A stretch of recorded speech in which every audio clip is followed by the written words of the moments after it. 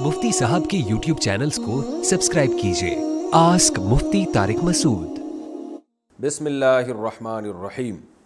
गाड़ी से कुत्ता या बिल्ली मर जाए तो क्या हुक्म है? मोहम्मद उस्मान बहरैन से पूछते हैं, अगर किसी से गाड़ी चलाते हुए कोई जानवर मसलन कुत्ता या बिल्ली नीचे आके मर जाए या ज़ख्मी हो जाए तो इसके बारे में क्या हुक्म है? क्या कोई कफ़ारा वग़ैरह लाजिम होगा? मोहम्मद उस्मान साहब बहरैन से पूछ रहे हैं, जनाब बस अल्लाह से तौबा इस्तिग़फ़ार कर लें, इतना काफ़ी है। जान कर किसी कुत्ते बिल्ली को गाड़ी के नीचे ना लेकर आएँ, वो ख़ुद आगे अपनी गलती से ही आते हैं अक्सर जानवर, तो बस वो माफ़ है, उसकी मुक़द्दर है, तो आप अल्लाह से एहतियातन तौबा इस्तिग़फ़ार कर लें, इतना काफ़ी है। बच्चे के कान में अज़ान देने का तरीक़ा। बच्चे के कान में अज़ान खड़े होकर दी जाए या बैठकर, नीज़ कितनी ऊंची आवाज़ में दी जाए, करीब वाले सुन सकें या बिल्कुल आहिस्ता दी जाए? अब्दुल हमीद कोरिया से। बेहतर यही है कि बच्चे के कान में खड़े होकर अज़ान दी जाए, ये अदब का तकाज़ा है, और आपका रुख क़िबले की तरफ होना चाहिए। और पहले दाएँ कान में अज़ान हो बच्चे के। दाएँ कान में अज़ान का मतलब ये कि आप बच्चे को ऐसे गोद में लेके खड़े होंगे, आपका सीना क़िबले की तरफ होगा और बच्चे का सीधा कान आपके जो है मुंह की तरफ होगा। तो उसमें आपने अज़ान कहनी है। और अज़ान में कैसे कहनी है कि बहुत ज़्यादा चीखें नहीं कि बच्चे के कान के पर्दे फट जाएं। वो ज़ाहिर है बच्चा है, वो इतनी तेज़ आवाज़ बर्दाश्त नहीं कर सकता, और इतनी आहिस्ता भी ना हो कि करीब खड़े हुए लोग भी ना सुन सकें। तो इस तरह से अज़ान की जाए कि करीब खड़े हुए लोगों को बस आवाज़ आ जाए, बाकी पूरे महल्ले में आवाज़ जाना ज़रूरी नहीं है। यानी उस तरह अज़ान ना दें जैसे लाउड स्पीकर में मौज़िन साहब गला फाड़ के अज़ान देते हैं कि पूरा मोहल्ला सुन ले। और इक़ामत भी इसी तरह, बच्चे को फिर पलट दें तो उसका जो लेफ़्ट कान है वो आपके होंठों के सामने हो जाएगा, तो उसी जिस तरह से आपने अज़ान दी है उसी तरह से आप इक़ामत कह लें, जो नमाज से पहले इक़ामत होती है। तो ये तरीका है जी। मसला मालूम करने से तलाक़ का ज़िक्र किया। मसला मालूम करने के लिए तलाक़ का ज़िक्र करने से क्या तलाक़ हो जाती है? एक शख्स ने अपनी बीवी को नॉर्मल हालत में कहा कि तुम आज़ाद हो। फिर किसी से मसला मालूम करने गया तो इसके मुंह से गलती से निकल गया कि मैंने बीवी से कहा था कि तुम निकाह से आज़ाद हो। क्या इस तरह गलती से मुंह से ये अल्फाज निकलने से तलाक़ हो जाएगी या नहीं? मुस्तफ़ा सऊदी अरब से। नहीं, ये तो आपने देखें, जब बीवी को कहा ना तुम आज़ाद हो तो उसमें नीयत पूछी जाएगी कि क्या नीयत थी। उस पर मैं पूरा क्लिप रिकॉर्ड करा चुका हूँ कि आज़ाद के लफ्ज़ से कब तलाक़ होती है, कब नहीं होती। तो नॉर्मली अगर कोई बीवी से कहता है तुम आज़ाद हो और उसकी नीयत थी कि कामों से आज़ाद या जो है वो सोच व फ़िक्र से आज़ाद हो, जैसे कि अमूमन बाज़ दफ़ा ऐसा होता है कि शादी के बाद ख़वातीन टेंशन से आज़ाद हो जाती हैं और वो टेंशन पार्सल कर देती हैं अपने मियाँओं को। बाज़ दफ़ा ऐसे होता है जो ख़वातीन बयान नहीं सुन रही, वो उनके साथ ऐसा होता है। तो इस तरह की आज़ादी मुराद है, भाई तुम तो आज़ाद हो, बात तो मानती नहीं हो, तो कुछ भी नहीं होगा इससे। फिर मुफ्ती के सामने जाके गलती से आपने ये कह दिया कि मैंने यूँ कहा था तुम मेरे निकाह से आज़ाद हो, तो आपको पता है कि आपने गलती से ये अल्फाज कहे हैं, आपने बीवी से ये नहीं कहा था कि निकाह से आज़ाद हो, तो इससे भी इंशाअल्लाह तलाक़ वाक़ई नहीं होगी। लेकिन इसमें एहतियात ये है कि जब आपने मुफ्ती के सामने ये कहा तो कि मैंने अपनी बीवी से ये कहा था कि तुम मेरे निकाह से आज़ाद हो, हालांकि आपने बीवी से ऐसा कहा नहीं था, तो बीवी से फिर इसका तज़किरा ना करें। उसको ये नहीं बताएं कि मैंने तुम्हें ये कहा था कि तुम निकाह से आज़ाद हो। तो जो है ना, यानी इस बात को बार बार बिला वजह लोगों के सामने रिपीट ना करें, क्योंकि फिर ये समझा जाएगा कि भाई हो सकता है आपने यही कहा हो कि तुम मेरे निकाह से आज़ाद हो, अब आप गलत बयानी से काम ले रहे हैं। तो ये खामखा में लोगों के दिल में एक शक और वहम पैदा हो जाएगा। तो एक दफ़ा मुफ्ती के सामने गलत बयानी कर दी आपने और फिर उसको सही दुरुस्त बयान दे दें, भाई मुफ्ती साहब मैंने ये जो कहा था कि मैंने यूँ कहा है कि तुम मेरे निकाह से आज़ाद हो, तो यूँ नहीं कहा था, मैंने सिर्फ ये कहा था कि तुम आज़ाद हो। तो उसको बार बार रिपीट ना करें, वरना इससे शक और वहम पैदा होगा कि यार ऐसा तो नहीं कि बंदा ने बोला यही हो कि निकाह से आज़ाद हो और अब बाद में अपना बयान तब्दील कर रहा है। तो ये वहम लोगों को, शक लोगों को भी, बीवी को भी हो सकता है। तो क्योंकि वहम में आके ना लोग फिर उसी गलती को बार बार हर एक के सामने रिपीट कर रहे होते हैं, और फिर आदमी को, इसकी मिसाल ऐसे है जैसे कहीं चोरी हुई हो और कोई भी आप पे शुबह नहीं कर रहा, कोई भी शक नहीं कर रहा, और आप खामखा में जाके सफाइयाँ बयान कर रहे हो कि मैंने चोरी नहीं की, मैंने चोरी नहीं की, मैंने तो बिल्कुल नहीं, तो इससे खामखा में वहम होगा कि यार शायद इसी ने की है जो बार बार इस बात को रिपीट कर रहा है, तो इसने की है, तो ये वहम पैदा हो सकता है। अच्छा भाई, جہیز لینے کی کس حد تک اجازت ہے؟ میری کچھ دن پہلے شادی ہوئی ہے لیکن ابھی رخصتی نہیں ہوئی ہے۔ بہت افسوس ہوا۔ انہوں نے نہیں لکھا کہ بہت افسوس ہوا، میں ویسے ہی کہہ رہا ہوں۔ رخصتی کے وقت میرے سسرال والے بھی مجھے بھر بھر کر جہیز دینا چاہتے تھے اور میرے گھر والے بھی لینا چاہتے تھے لیکن مجھے پسند نہیں ہے۔ یعنی لینا چاہتے ہیں گھر والے۔ اچھا، سسرال والے بھی بھر بھر کر جہیز دینا چاہتے ہیں، ابھی دیا نہیں ہے، چاہتے ہیں وہ، اور میرے گھر والے بھی جہیز لینا چاہتے ہیں لیکن مجھے یہ پسند نہیں ہے۔ میں اس کی مخالفت کر رہا ہوں کہ وہ نہ دیں یا کم از کم 2-4 ماہ تک نہ دیں۔ تو میں کس حد تک مخالفت کر سکتا ہوں؟ کیا اس بارے میں سختی کر سکتا ہوں؟ سلمان صاحب بہار، انڈیا سے۔ انڈیا کے بہار میں سلمان صاحب جیسے غیرت مند لوگ رہتے ہیں، ان کی غیرت کو سلام ہے۔ سلمان بھائی ڈٹ جاؤ یار، آج ہمت کر کے دکھا دو آپ، اور جہیز کا بائیکاٹ کرو۔ یہ ایک عذاب بن چکا ہے ہمارے معاشرے میں، نہ اس کا سنت سے کوئی تعلق، نہ قرآن میں اس کا تذکرہ، نہ حدیث میں، نہ مسلمانوں کے کلچر میں یہ چیز شامل ہے۔ یہ تو اب آ گئی ہے، بہت سے غیر مسلموں سے ہمارے کلچر میں یہ جہیز کی جو رسم ہے نا یہ آئی ہے۔ حقیقت میں اسلام میں بھی نہیں ہے اور عرب میں بھی نہیں ہے۔ آپ دیکھ لیں، بہت سے افغانیوں کے ہاں آپ جا کے دیکھیں گے، افغانستان میں یا ادھر ناردرن جو علاقے ہیں ہمارے، جو شمالی علاقہ جات ہیں، وزیرستان، وانا، ان میں بھی نہیں ہے۔ یعنی آپ دیکھیں گے جہیز اسی قوم میں آپ کو ملے گا جہاں انگریزوں نے حکومت کی ہے یا غیر مسلموں کے ساتھ اس قوم کا اختلاط رہا ہے، یعنی وہ قوم غیر مسلموں کے ساتھ رہی۔ مسلمانوں کی جو قومیں محکوم نہیں رہی ہیں، غیر مسلموں کی غلام نہیں رہی ہیں، یا بہت زیادہ غیر مسلموں کے ساتھ اکٹھی نہیں رہی ہیں صدیوں تک، ان میں آپ کو جہیز اب بھی نہیں ملے گا۔ تو اللہ نے سارے خرچے مرد کے ذمے لگائے ہیں، اس کو نان نفقہ مہیا کرنا، گھر کا سامان وغیرہ، یہ سب مرد کی ذمہ داری ہے۔ تو بہت اچھی بات ہے، ماشاءاللہ، بڑی بہادری والی بات کی، آپ ڈٹ جائیں اور اپنے گھر والوں کو سب سے پہلے منائیں۔ دیکھو، لڑکی والے اپنی بیٹی کو جہیز دینے پر مجبور ہوتے ہیں، انہیں پتہ ہے کہ یہ تو کہہ رہا ہے کہ نہیں چاہیے، لیکن اگر ہم نے اپنی بیٹی کو جہیز نہیں دیا تو اس کی اماں کل تانے دے دے کے مار دے گی، اور وہ تانے آپ کے سامنے نہیں دیں گی۔ جب آپ آفس میں ہوں گے تو پھر بہو کو تانے ملے ہوں گے، لائی کیا چند چیتھڑے اور باتیں ایسی کرتی ہے جیسے تیرے باپ نے تجھے جو ہے نا سونے میں تول کے بھیجا ہو۔ یہ تانے مارکیٹ میں ساسوں کے بہت سستے ریٹ پہ اویلیبل ہے، اور یہ ساسیں وقتاً فوقتاً بہوؤں کو یہ تانے پارسل کرتی رہتی ہیں۔ دوبارہ ریپیٹ کر دیتا ہوں کہ لائی کیا چند چیتھڑے اور باتیں ایسے کرتی ہے جیسے تیرے باپ نے تجھے سونے میں تول کے بھیجا ہو۔ بعض دفعہ سامنے نہیں کہتی تو تیرے باپ کے بجائے کہتی ہیں جیسے کہ اس کے باپ نے، تو وہ بہو دوسرے کمرے میں ہوتی ہے تو کہتی ہے ایسے باتیں کرتی جیسے اس کے باپ نے اس کو سونے میں تول کے بھیجا ہو۔ تو یہ ساری زندگی عورت کو تانے ملتے ہیں جہیز نہ لانے کے، اس لیے ماں باپ بیچارے مجبور ہوتے ہیں کہ یار دے دو یار، تاکہ پیسے خرچ کر لو، بیٹی کی عزت محفوظ رہے گی۔ تو اس میں آپ نے زیادہ فوکس اپنے والدین کو کرنا ہے۔ آپ کی والدہ یقیناً ایسی نہیں ہوں گی، وہ محض ایک ماحول سے متاثر ہو کر جہیز کا مطالبہ کر رہی ہوں گی، لیکن ان کو محبت سے آپ سمجھائیں کہ دیکھیں یہ بڑی بری رسم ہے، ہم نے اس کا بائیکاٹ کرنا ہے، اپنے والدین کو سمجھائیں۔ اور والدین جا کے لڑکی والوں سے جب تک نہیں کہیں گے نا کہ ہمیں جہیز نہیں چاہیے، تو لڑکی والے مجبور ہوتے ہیں، اور وہ مجبوری ان کی کسی حد تک درست ہے۔ تو آپ کے رشتہ دار جا کے ان سے کہیں گے کہ نہیں چاہیے ہمیں، اور ہم اس کو برا سمجھتے ہیں، بہت مضبوط لہجے میں، ایسے نہیں اوپر اوپر سے۔ بعض دفعہ لڑکی والوں کو منع کیا جاتا ہے ہمیں جہیز نہیں چاہیے، ان کو پتہ ہے اوپر اوپر سے کہہ رہا ہے، یہ اندر سے اس کے دل میں لڈو پھوٹ رہے ہیں، تو پھر وہ اوپر اوپر کی بات مزے کی نہیں ہوتی، پھر وہ بعد میں تانے ملتے ہیں لڑکیوں کو۔ تو ذرا مضبوط لہجے میں لڑکے والے جائیں اور لڑکی والوں سے جا کے بولیں کہ ہمیں نہیں چاہیے، اور یہ بہت بری رسم ہے۔ اور اس کا حل یہ ہے کہ آپ پہلے سے گھر میں فرنیچر لا کے ڈال دیں نا بھائی، جو آپ نے دلہن کا کمرہ سجانا ہے، جو گھر سجانا ہے، اس میں پہلے سے ڈبل بیڈ لا کے رکھ دی، الماریاں لا کے رکھ دی، جو گھر کا ضروری سامان شادی کے موقع پہ خریدتا ہے انسان، وہ پہلے سے لا کے گھر میں رکھ دیں۔ پھر لڑکی کے ابا کو بلائیں، بولیں اب اس میں جگہ کہاں نظر آ رہی ہے آپ کو، الماری کدھر ٹھوسوں گا میں جو آپ اپنی بیٹی کو دیں گے، پیٹی کہاں ٹھوسوں گا میں، سب پیک ہے گھر ہمارا ماشاءاللہ۔ تو اتنا کچھ کر کے بھی اگر وہ اپنی بیٹی کو دے رہے ہیں تو پھر یہ ان کا ہیڈ ایک ہے۔ اب ظاہر ہے کوئی آدمی اپنی بیٹی کو کوئی گفٹ دے رہا ہے تو آپ زبردستی کیسے روک سکتے ہو، دے رہے ہیں تو پھر دیتے رہیں، پھر وہ انہی کو کوئی علاج کی ضرورت ہے۔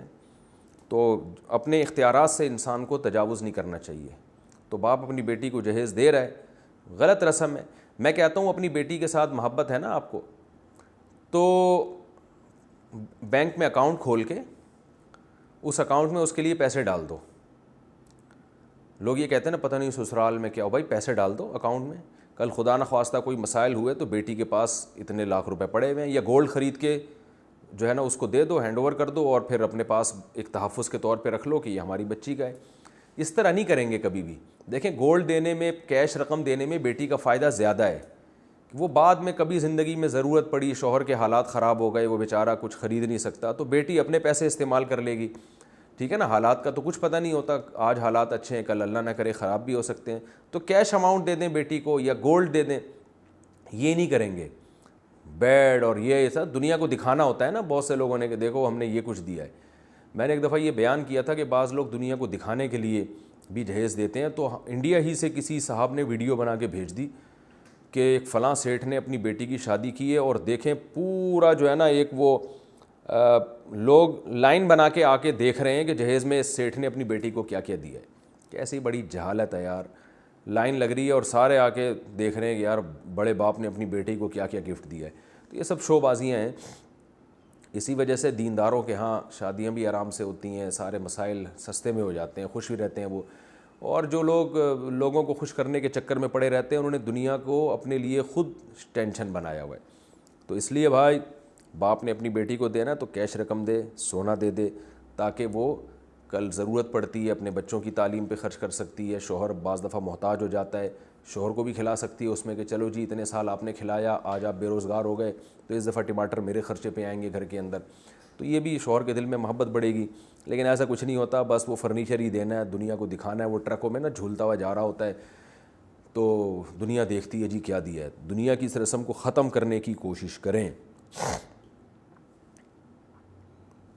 کیا فون کال ریسیو کرنا واجب ہے؟ اگر کسی نے کسی کو اپنا فون نمبر دیا ہو تو کیا جب وہ کال کرے تو اس کا اٹھانا لازم ہو جاتا ہے؟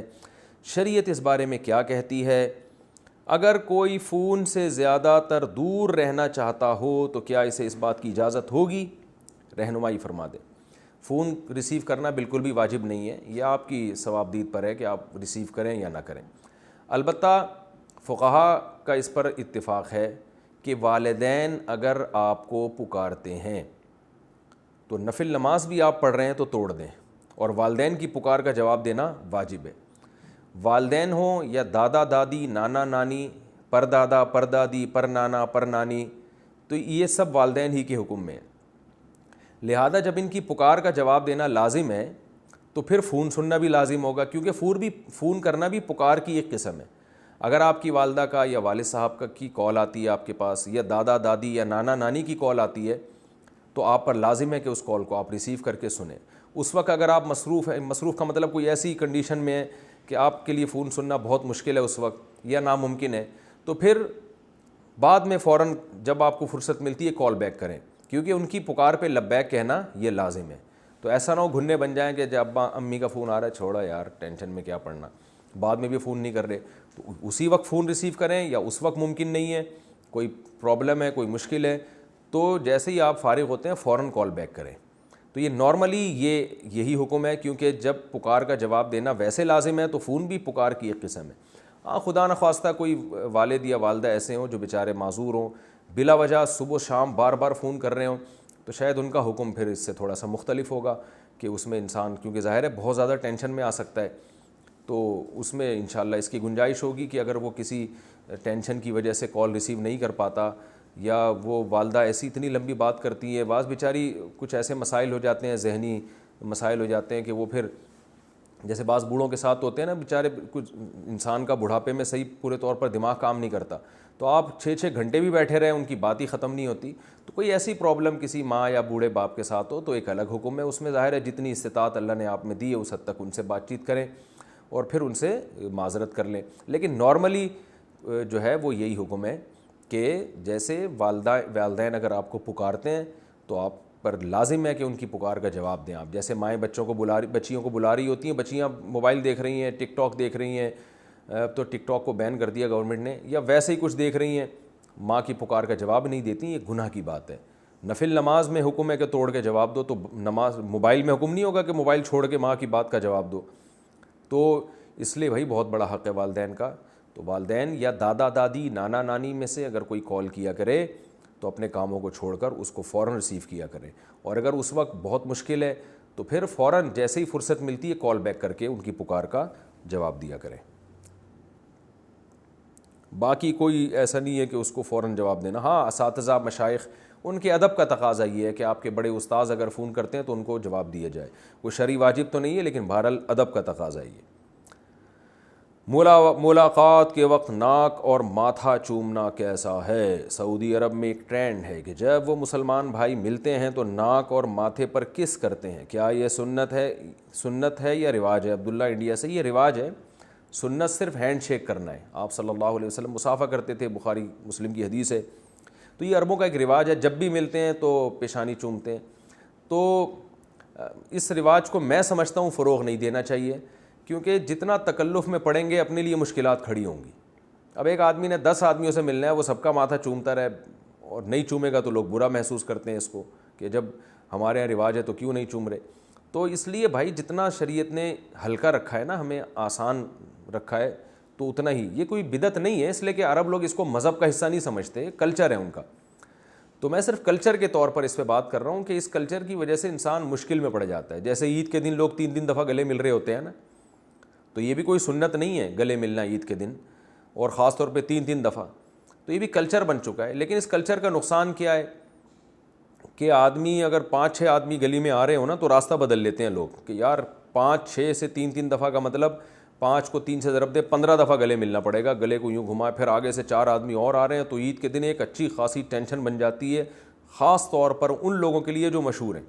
تو اس لیے اسلام نے آسان رکھا ہے، بھائی ہینڈ شیک کرو، السلام علیکم، ادب کا تقاضا ہے دونوں ہاتھوں سے ملا جائے، نہیں تو ایک ہاتھ سے بھی مصافحہ کر سکتے ہیں، السلام علیکم، وعلیکم السلام، کیا حال ہے بھائی، خیریت سے ہیں، چلو جی پتلی گلی سے نکلے آپ۔ تو ہلکا رکھیں، خود بھی ٹینشن میں نہ آئیں، دوسروں کو بھی۔ تو جائز ناجائز کی بات نہیں ہے، جائز تو ہے لیکن ٹینشن والا کام ہے، اس رسم کو میرا خیال ہے فروغ نہیں دینا چاہیے۔ اچھا بھائی،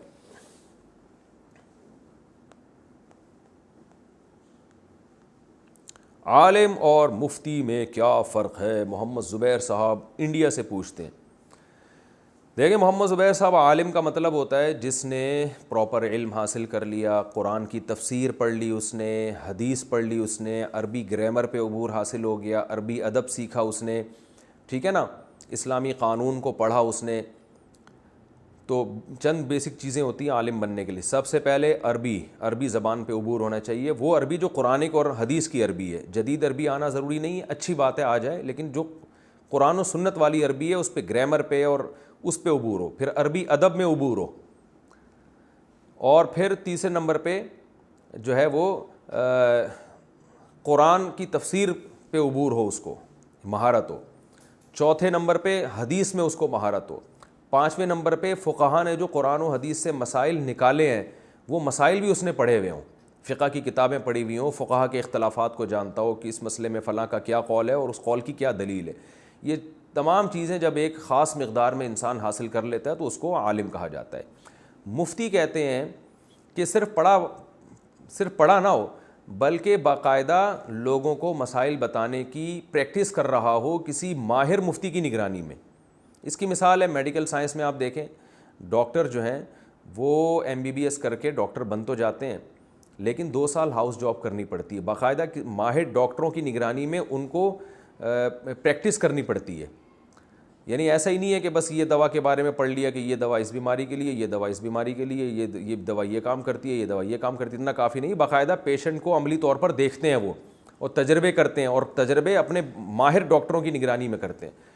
تو اسی طرح عالم جب انسان بن جاتا ہے تو پھر کچھ لوگ تخصص فی افتاء کرتے ہیں، یعنی افتاء میں PhD کہہ لیں آپ اس کو، فتوے کی لائن میں مہارت حاصل کرنے کے لیے باقاعدہ پریکٹس کرتے ہیں۔ پریکٹس کا مطلب کہ اب کتابوں سے نکل کے پریکٹیکل لائف میں آتے ہیں، لوگ جو مسائل ان سے پوچھ رہے ہیں وہ اس کو حل کرتے ہیں، ریسرچ کر کے قرآن و سنت اور جو فقہ کی کتابیں ہیں ان میں تحقیق کر کے غور کر کے ان مسائل کا جواب دیتے ہیں۔ تو وہ پریکٹس کر کے ان کو بہت زیادہ مہارت حاصل ہو جاتی ہے۔ تو یہ پریکٹس بڑے علماء کہتے ہیں کہ کم سے کم کسی ماہر مفتی کی نگرانی میں 10 سال پریکٹس کسی نے کی ہو، کم سے کم یہ مقدار ہے، اور صبح و شام یہ پریکٹس کرتا ہو۔ ایسا نہیں کہ 1 مہینے میں ایک فتویٰ حل کر لیا اس نے، باقاعدہ کسی ماہر مفتی کی نگرانی میں کم سے کم 10 سال پریکٹس کی ہو، تو مفتی بن جائے گا وہ، بشرطے کہ اس کے دماغ میں یہ صلاحیت بھی ہے، اللہ نے اس کو یہ صلاحیت بھی دی ہے کہ وہ بال کی کھال اتارنا جانتا ہو، یعنی وہ دلائل کا تجزیہ کرنا اور جو ہے نا فقہ الواقع کا مطلب ہوتا ہے کہ جو مسئلہ اس کے سامنے، جو صورت اس کے سامنے آئی ہے، تو فقہا کے کلام سے یہ نکالنا کہ یہ والی فقہا کی عبارت یا قرآن و حدیث کی یہ والی حدیث یا یہ قرآن کی آیت اس پر منطبق ہوتی بھی ہے کہ نہیں ہوتی ہے، اس میں اس کو اللہ نے صلاحیت دی ہو۔ اس لیے علماء کہتے ہیں بعض لوگ 25 سال کیا 50 سال بھی کسی ماہر مفتی کی نگرانی میں فتوے کا کام کریں پھر بھی وہ مفتی نہیں بنتے، اس لیے نہیں بنتے کہ ان کو اللہ نے یہ صلاحیت ہی نہیں دی ہے۔ دیکھیں عدالتوں میں جیسے وکیل ہوتا ہے نا، بال کی کھال اتارتا ہے، دلائل کا تجزیہ کرتا ہے، جج کسے کہتے ہیں؟ صرف پڑھ لکھنے سے آدمی جج نہیں بن جاتا، وہ ججمنٹ کرنا جانتا بھی ہو، اس کو اللہ نے کوئی صلاحیت دی ہو، ورنہ وہ مکھنچو قسم کا جج بنے گا، لوگوں کو بس صرف کتابیں دیکھ دیکھ کے فیصلے کرتا رہے گا۔ وہ ججمنٹ کی ایک صلاحیت ہونی چاہیے۔ تو اسی طرح مفتی میں خداداد صلاحیت ہوتی ہے کہ وہ 10 سال کم از کم پریکٹس کرنے کے بعد اس کو یہ پتہ چل جاتا ہے کہ جب کسی نے مجھ سے یہ مسئلہ پوچھا ہے تو اس پر قرآن کی آیت، حدیث یا فقہا نے جو مسائل بیان کیے ہیں صدیوں پہلے، جس پر پوری امت کا اتفاق ہے، تو وہ مسائل میں سے، وہ جزیہ میں سے کون سا جزیہ اس کی اس حالت پر منطبق ہو رہا ہے، تاکہ میں وہ دلیل کے طور پر یہاں پیش کر سکوں۔ ورنہ کیا ہوگا کہ کہاں کی دلیل کدھر لگا دے گا، کدھر کی دلیل کدھر لگا دے گا۔ اس کی مثال ایسے ہے جیسے اینٹی بائیوٹک ڈاکٹر کھلاتے ہیں اور کہتے ہیں کہ بھئی یہ والی بیماری میں یہ والی اینٹی بائیوٹک، تو اب جو ماہر نہیں ہے، جس نے باقاعدہ پریکٹس نہیں کی یا اس کو صلاحیت ہی نہیں ہے، وہ کیا کر دے گا، اس مرض کی دوا ایک جرنلی ایک اصول دیکھ کر جس مریض کو نہیں کھلانی اس کو کھلا دے گا، یہ دیکھے گا نہیں کہ یہ اس کے لیے یہ ہے یا نہیں ہے۔ تو جو غلطی اناڑی ڈاکٹر کرتے ہیں وہی غلطی اناڑی مفتی بھی کرتے ہیں۔ تو خلاصہ کلام کا یہ نکلا کہ باقاعدہ پریکٹس کرتے ہوں فتویٰ لکھنے کی، جو مسائل ان کے پاس آتے ہیں ان میں تحقیق کر کے کسی ماہر مفتی کی نگرانی میں پریکٹس کرتے ہو، اور اللہ نے اس کو یہ صلاحیت بھی دی ہو کہ وہ جج کر سکتا ہو کہ کون سی دلیل کہاں فٹ کرنے کی ہے، کہاں منطبق کرنے کی ہے۔ تو جب یہ صلاحیت کسی میں پیدا ہوتی ہے تو پھر بڑے علماء اس کے بارے میں لوگوں کو بتا دیتے ہیں کہ یہ اپنے نام کے ساتھ مفتی لگا سکتا ہے اور اس کو فتویٰ دینے کی اجازت ہے۔ یہ باقاعدہ ریٹن فارم میں اپنی مہر کے ساتھ کسی کو فتویٰ دے سکتا ہے یا زبانی فتویٰ دے سکتا ہے، اس کی رائے کا باقاعدہ اعتبار کیا جائے گا۔ ہمارے ملک میں اس پر عمل نہیں ہو رہا ہے، پتھر اٹھاؤ نیچے سے مفتی نکلتا ہے۔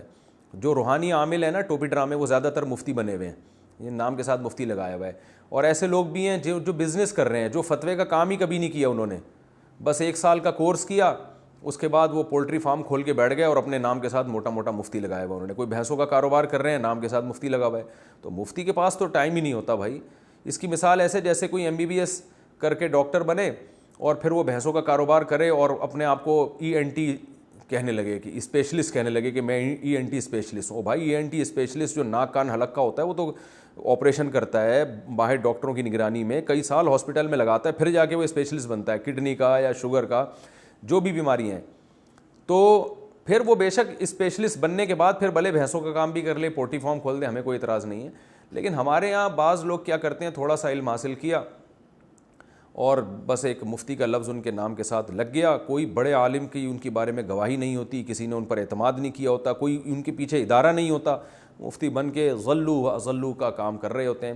اور اس سے بھی بڑھ کر یہ ہے کہ بعض لوگ ہوتے ہی نہیں ہیں، سرے سے عالم ہی نہیں ہوتے، وہ انجینئر ہوتے ہیں، وہ ڈاکٹر ہوتے ہیں، انہوں نے باقاعدہ علم دین حاصل نہیں کیا، وہ فتوے دے رہے ہیں لوگوں کو۔ تو کمال کی بات ہے کہ یہ تو قیامت کی علامات میں سے بہت بڑی علامت ہے کہ نبی صلی اللہ علیہ وسلم نے فرمایا قرب قیامت میں علماء آہستہ آہستہ کم ہوں گے، جو ماہر علماء ہیں، تو لوگ جاہلوں کو اپنا مقتدا اور رہبر بنا لیں گے۔ فافتوا بغیر علم، یہ جاہل لوگ علم کے بغیر فتویٰ دیں گے، فضلوا واضلوا۔ آپ صلی اللہ علیہ وسلم نے فرمایا کہ یہ خود بھی گمراہ ہوں گے، لوگوں کو بھی گمراہ کریں گے۔ تو انہی لوگوں کے بارے میں ہے کہ جنہوں نے سرے سے علم، وہ عالم بھی نہیں ہے چاہے جائے کہ وہ مفتی ہوں، لیکن لوگ ان سے فتویٰ لے رہے ہیں۔ کوئی ڈاکٹر ہے، کوئی انجینئر ہے، کوئی پروفیسر ہے جس نے باقاعدہ پراپر طریقے سے نہ عربی ادب پڑھا۔ دیکھیں عالم بننے کے لیے 3 شرطیں تو عقل سے سمجھ میں آتی ہیں۔ سب سے پہلے عربی پر قدرت ہو اس کو، کیونکہ ہمارا سارا سلیبس قرآن و سنت عربی میں، اردو میں تھوڑی ہے، نہ انگلش میں ہے، تو عربی آنا ضروری ہے، قرآن و سنت والی عربی۔ تبھی عرب میں سارے عالم نہیں ہوتے، حالانکہ عربی تو سب جانتے ہیں، لیکن جو قدیم عربی گرامر کے ساتھ اور عربی بلاغت کی کتابیں پڑھی ہیں انہوں نے، وہ عالم بنتے ہیں۔ ورنہ ہر سعودی عرب میں آدمی کہہ سکتا ہے مجھے حدیث کا ترجمہ آتا ہے، وہ بھائی ٹھیک ہے، وہ آپ کو وہ والی عربی پوری مہارت نہیں ہے آپ کو جو قدیم عربی تھی، تو اس لیے آپ کو کوئی بھی عالم نہیں کہتا۔ تو پہلی شرط عربی گرامر پہ بھرپور عبور ہونا چاہیے اس کو. دوسری بات یعنی گرامر سے مراد صرف اور نحو کے قواعد, اور عربی بلاغت جانتا ہو, عربی ادب کی کتابیں پڑھی ہوئی ہیں اس نے, تاکہ قرآن و سنت کی اصل جو زبان ہے اس پر اس کو بھرپور عبور ہو. دوسری بات یہ کہ قرآن کی تفسیر باقاعدہ معتبر علماء سے اس نے پڑھی ہو اور تفسیر کی کتابوں میں اس کو مہارت ہو. پھر حدیثیں اس نے پڑھی ہوں, ان کی سندوں کی بحث بہت حد تک جانتا ہو, یا کم از کم کتابوں سے تحقیق کر کے نکال سکتا ہو. اور پھر قرآن و حدیث کی تشریح جو فقہا کر چکے ہیں صدیوں پہلے, ان کی کتابیں اس نے پڑھی ہوں, تاکہ اس کو پتہ چلے کہ فقہا کیسے قرآن و سنت سے مسائل نکالتے ہیں اور ان کی کیا ان کے پیش نظر دلائل ہوتے ہیں, اور فقہا نے کس مسئلے پر اجماع کیا ہے, کس مسئلے پر ان کا اختلاف ہے, اس اختلاف کی حیثیت کیا ہے, یہ تمام چیزیں, اور پھر پریکٹس.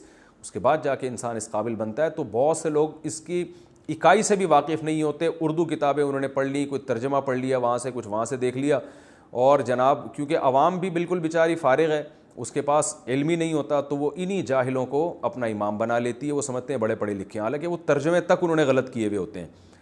تو دعوے کرنے سے نہیں انسان بن جاتا, بلکہ اس دعوے کے پیچھے دلیل ہونی چاہیے کہ آپ کتنے قابل ہیں. دیکھ لیں نا, جعلی حکیموں کے اور جعلی ڈاکٹروں کے کتنے بڑے بڑے یوٹیوب پہ دعوے ہوتے ہیں, لیکن جب کسی پڑھے لکھے ڈاکٹر کے سامنے وہ دعووں کو پیش کیا جاتا ہے تو وہ نہیں مانتے ان دعووں کو.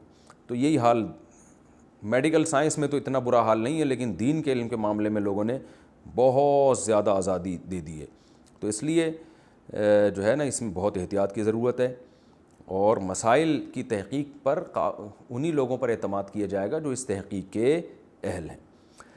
اچھا بھائی, اسلامک بینک سے قرض لینے کا حکم. اسلامک بینکنگ آپ کو جو قرض آفر کرتی ہے, کیا آپ وہ لے سکتے ہیں یا نہیں؟ ذیشان صاحب آسٹریلیا سے. جی لے سکتے ہیں, اور وہ قرض ہوتا نہیں ہے, اس کو لون کا نام دیا جاتا ہے, لیکن وہ حقیقت میں لون نہیں ہوتا, بلکہ اسلامک بینک جو فائننس کرتا ہے وہ اصل میں آپ کے ساتھ شرکت کرے گا کہ آپ کوئی چیز لے رہے ہیں تو وہ اسلامک بینک اس میں اپنا شیئر رکھ لے گا, پھر وہ شیئر آپ کو بیچنا شروع کرتا ہے. اس طریقے سے جو ہے نا وہ اس کی فائنینسنگ ہوتی ہے. وہ قرض نہیں ہوتا, اس کو لون ڈاکومنٹ کی حد تک کہا جاتا ہے, حقیقت میں وہ لون ہوتا نہیں ہے.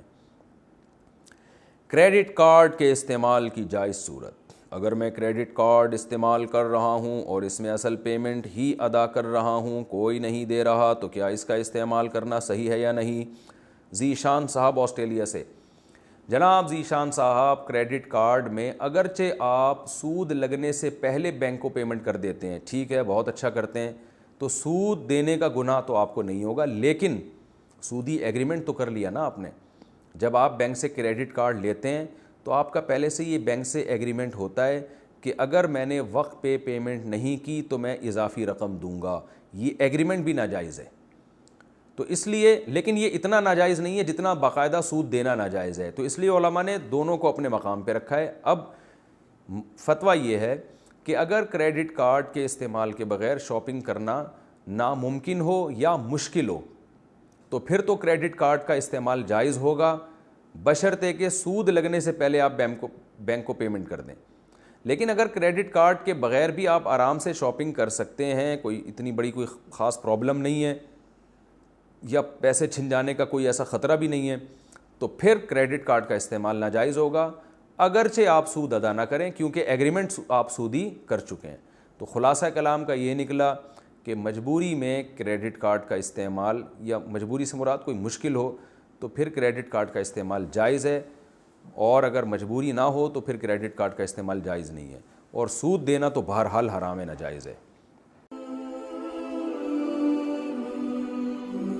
Ask Mufti Tariq Masoud.